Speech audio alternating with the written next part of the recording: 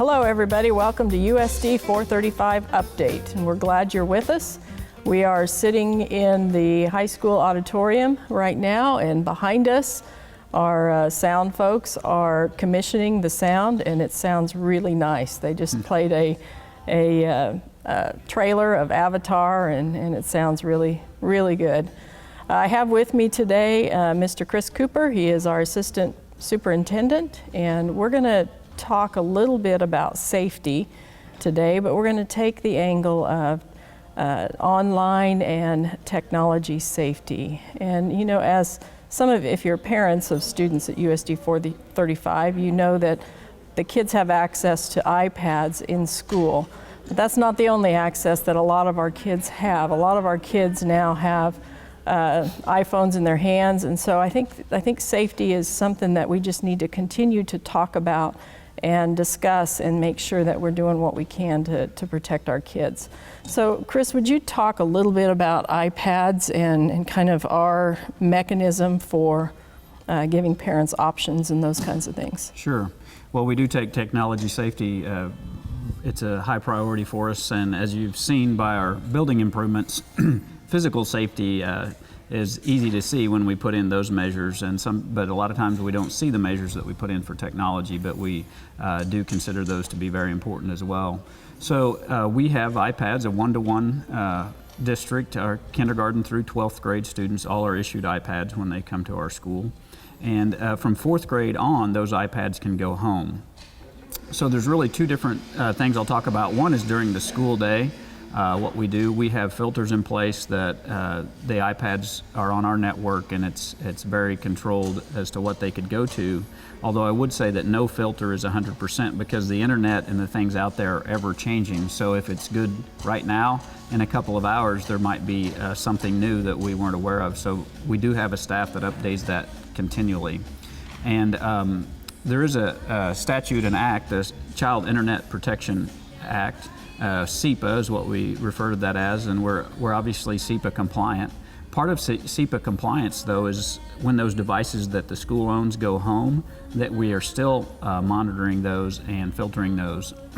So from 4th grade up, as a parent choice, the iPads can go home, and we've given parents several options as to what that looks like. All of them are SEPA compliant. So if a child is at home and they get on the internet, the device will talk to our servers at our school and basically ask if that website is approved for them to go to, and if not, it's blocked. There's those safety procedures in place for that.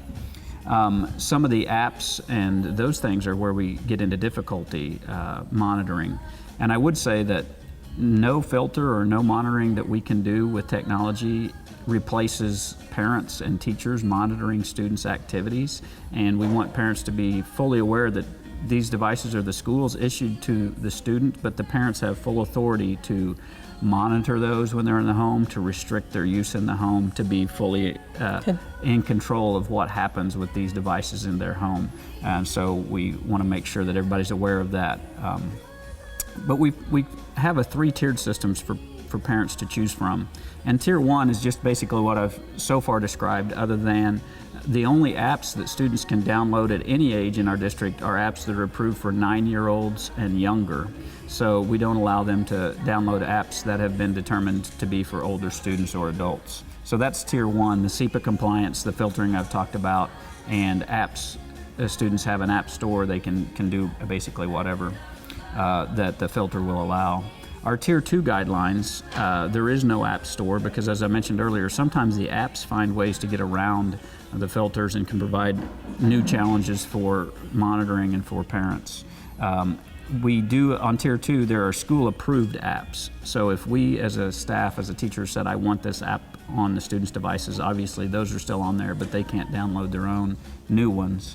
There's no iTunes or music, because even music sometimes brings things to students that we don't want them to have. So that's Tier 2. And then Tier 3 is the most restrictive if it goes home, and then there's no app store. There's only school-approved apps. So we would put anything on the device that the student would need to do their schoolwork, but there'd be nothing other than that. And no other media or iTunes or any of those things. We can even be more restrictive on an individual basis if a student's having an issue even with a school-approved app, say it's just a distraction or it's causing them to not be able to learn, we can restrict that farther. We are looking into technology that will allow teachers to restrict the iPads while they're in their room to just the apps that they want. So we're continually looking at this and ways to try to improve not only the safety but the effectiveness of our technology. Speaking of effectiveness, let's talk a little bit about the use of the iPads in the classroom and how that has changed what we do with education. I know just over the past couple of years we've spent a lot of time with construction people with all of these projects we have going on in the district. And what was amazing to me was the technology that's used within those entities. Anything that the folks behind me or that have been involved in these projects do, it's all technology driven. You know, if they have a question for the architect, they file an ASI and it goes directly to the architects, and the architects then look at it and they approve it all through the network and through the devices. They use a program called, I don't have it right now, but it's a program similar to our data management system, in which all of this information goes through that program, and then it logs it so that we have it throughout time. They'll print off all that information and all the questions that were asked and how they were answered. So, you know, you think of the construction field and you think that that's a hands-on field, but the technology is interlaced all the way through that particular field, as it is in many fields. And so what have we done with technology to really up the ante for our kids in the classroom? Oh, thanks for that question. Well, I think first of all, from the get-go, we've tried to make it very evident that we don't want technology for technology's sake. It's about learning, teaching and learning, making the education better, and preparing students for their future career or college. So one of the things we've done recently is we have what's called a learning management system, and it's how teachers assign work. Students hand in work, much like you're saying the contractors hand in their bids. Students submit work via the technology through a management system called Canvas. And the nice thing about Canvas is it's the same system that the majority of colleges and universities in our area use. So if a student is in our system and they're familiar with Canvas and how to get their assignments, do their work through technology, they go to K-State, they'll have the same system that they'll be a part of. So that was one of our reasons to change to Canvas a couple years ago. Canvas also does some things that allow students to complete their work when they're not in our space. So if they're sick for a couple days or there's a family trip or a family emergency, if students have internet access and their device goes home, they can still access Canvas, get their assignments, do their work, communicate with their teachers in that way. Communication is a big thing that we have students do. But, you know, I often say we have handed students, you know, the most powerful device we've ever given them to access information, but we've also given them the biggest distraction to learning that we've ever handed them. So there's always a balance of using it for learning and the technology for our purpose, not just for technology's sake. Now, you spend a lot of time working with staff on instructional resources and developing and designing materials for the teachers to use in the classroom. How has having access to these iPads changed that? Well, I'll just take, we have several textbooks that are actually delivered through our iPads now, and one example of those are our 612 math textbooks.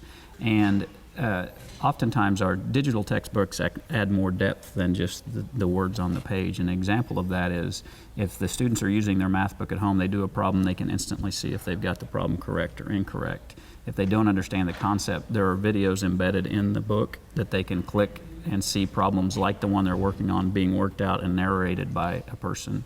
And we actually even have access to live tutors through that textbook at certain times in the evening, where a student can have a live chat with somebody who's had a background check, has been approved, and through the process allowed to work with our students. So that's a lot different than getting a textbook at home that you might not understand the problem and you have to wait till tomorrow to meet with that teacher to answer that. Being a former math teacher, when I first saw that, I thought, wow, this is powerful, because sometimes when you assign problems to students and they begin working them and they work them the wrong way 20 times, then that ingrains that process in their mind, where if they work one and they can check it for understanding immediately and reevaluate how they're doing the process, then that's just one leg up to being able to understand. So when I saw my children using that particular textbook and saw that they could get immediate feedback, it's pretty powerful. Because even as a math teacher, it's hard to help them with some of the math It really that we're is. asking these students to do now. So, well, I'd like to thank Mr. Cooper. Next we have Carmen Cooper, who is a detective with the Abilene Police Department, and I just asked her here to visit with you a little bit about safety as well. Thanks for having me. Thank you. Ride on into Riddle's Western Wear in Abilene for a great selection of jeans, boots, Western styles, and name brands for the working family. Riddle's Western Wear for the cowboy or cowgirl in all of us. Opening a child savings account, buying your first home, or planning your retirement? Everyone is welcome at Great Plains Federal Credit Union. Great Plains Federal Credit Union, placing people before profits. Century Business Systems provides local salve and sales and service, competitive pricing, and simplified solutions for all of Abilene's copier and printer needs. Midway Bar and Grill on Old Highway 40 is your local stop, offering fresh food and a great time. Open 6 days a week for lunch and dinner. Come in or call ahead today and try one of the best burgers in the area. West Plaza Country Mart, your friendly community grocery store. Now with online grocery shopping for home delivery or in-store pickup. Call, click, or stop in today. Be the belle of the ball when you shop Abilene Bridal and Formal Wear, offering elegant evening dresses and tuxedos for all occasions. Abilene Bridal and Formal Wear, where dreams come true.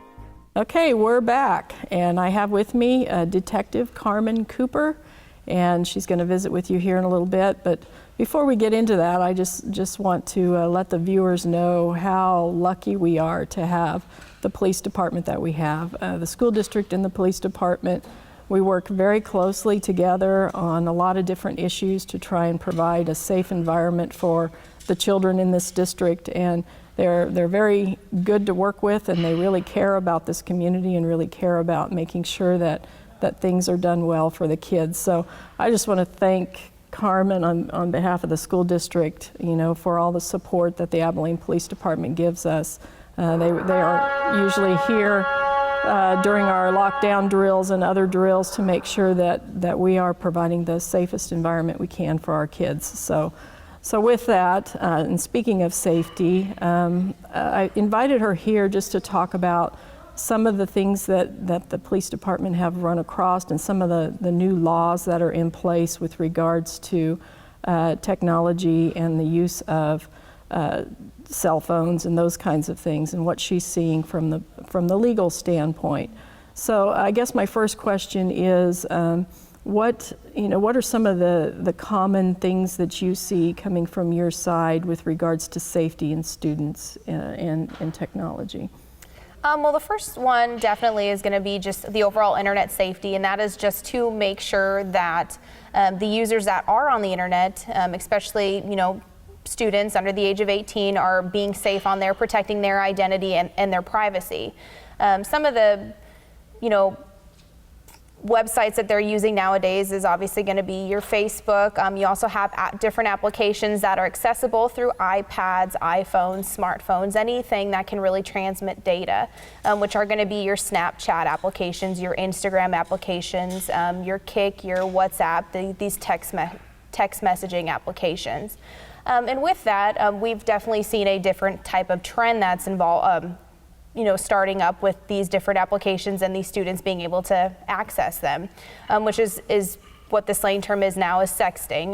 Luckily, our legislators have adopted a new law that came effect July 1st, 2016, which is going to cover the transmitting of a visual depiction of somebody under the age of 16, as well as just being in simple possession of that photograph.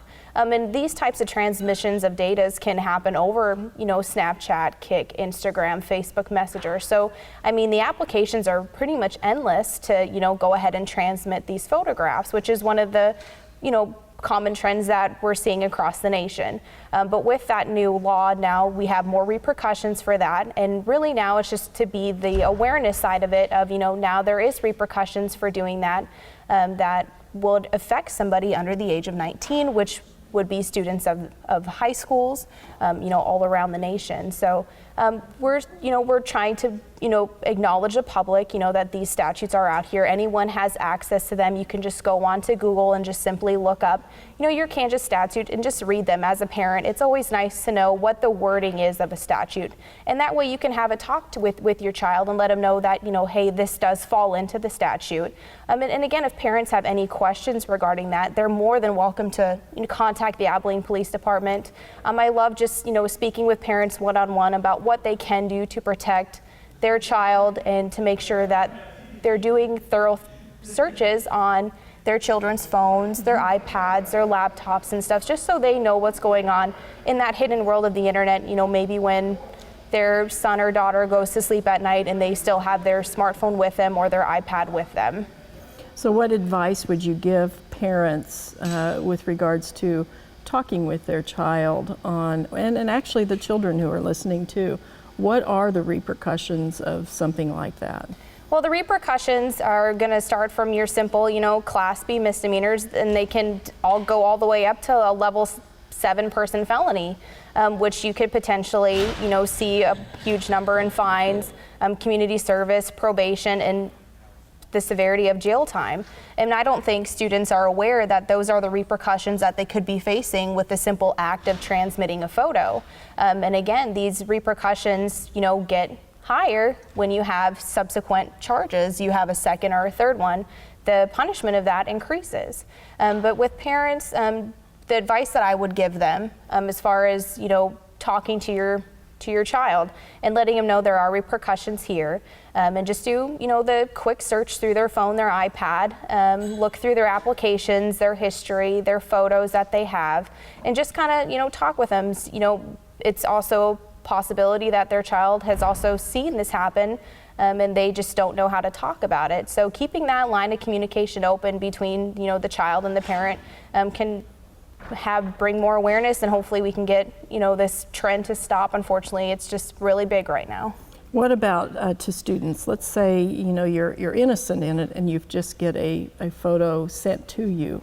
What's the best way to handle that situation? Absolutely, and unfortunately that does occur. So what I would suggest is if you do actually receive a photo like that where someone is in a state of nudity or there's some sexually explicit conduct happening in that photo, is to contact us immediately. Contact a parent, contact a teacher, a principal, and we'll go ahead and take the necessary steps available to identify this person that had the picture taken and who ultimately took the picture. So really, when you are in that situation, you do receive something like that, your actions after that are going to help us determine, exactly your role in it. Are you just someone who did just innocently receive this photograph, and then you went ahead and you told somebody about it? Or are you the person who had received this photograph and then transmitted it to a whole bunch of other different people, which then you're going to fall into a Kansas statute for the transmitting of that photo. Okay, very good. Other suggestions you have or items that we need to be aware of with regards to technology? Yeah, one of the biggest ones that I'm now seeing is something that I'll just call them hidden applications. And what that is, they are available on the App Store, but it looks just like a simple, calculator icon, a gallery icon. But inside those applications are actually hidden storage files. So if you are doing a search of a phone, just at your house through your daughter or son's phone, and you see an application that's entitled calculator, I would still click on it. You never know if it is just going to pop up to be a calculator, but one of the signs that you can look for is if you open that application and now you have a password that you need to input. At that point, I would go ahead and contact the police department, and we will go ahead and take the steps that we know how to get into those files and see what is actually hidden inside that application. All right, very good. All right. Well, I thank you for being on the show, on the absolutely. program. And if there's anything else that you'd like to visit with parents about, let us know, and we'll do this again sometime. Sounds great. Thank you. All right. Thanks. Abilene Chiropractic and Sports Rehab, now open in Abilene, using a wide variety of techniques, providing elite care for athletes and patients in everyday life. Call, click, or stop in today for an appointment. Paws and Claws, pets, supplies, and grooming. Your one-stop critter shop at 312 North Cedar in downtown Abilene.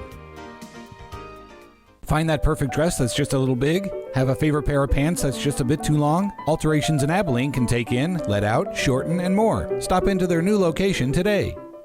Around here, we believe in local values like hard work, family time, or a fair price on reliable internet from a local company. That's why Eagle Communications delivers great local values, like a range of internet options to fit your family's needs. Fast and consistent enough to power everyone's devices at once. All at reasonable prices we're proud to offer our friends and neighbors. Ready for better internet? Give us a call or visit eaglecom.net and discover our local values today.